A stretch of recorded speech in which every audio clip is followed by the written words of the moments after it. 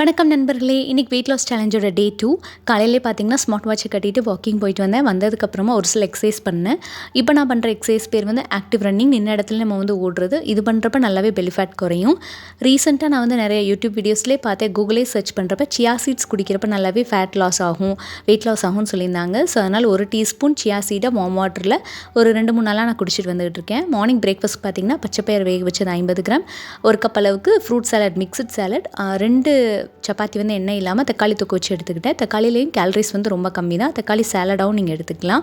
Afternoon லஞ்சுக்கு வரகரிசி சாதம் தான் வடித்து ஆக்கியிருந்தேன். ஃபஸ்ட் டைம் வடித்து பண்ணியிருந்தேன், கொஞ்சம் குழஞ்சி போயிடுச்சு.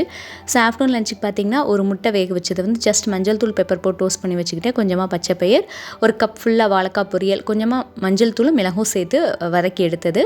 வரகரிசி சாதம், தக்காளி தொக்கு, கொஞ்சமாக பட்டர் மில்க் குடிச்சிக்கிட்டேன். ஈவினிங் மார்னிங் எந்த ஸ்நாக்ஸுமே எடுத்துக்கல. டேரெக்டாக நைட்டுக்கு பார்த்தீங்கன்னா ராகி தோசை கூட தக்காளி தொக்கு வச்சு எடுத்துக்கிட்டேன்.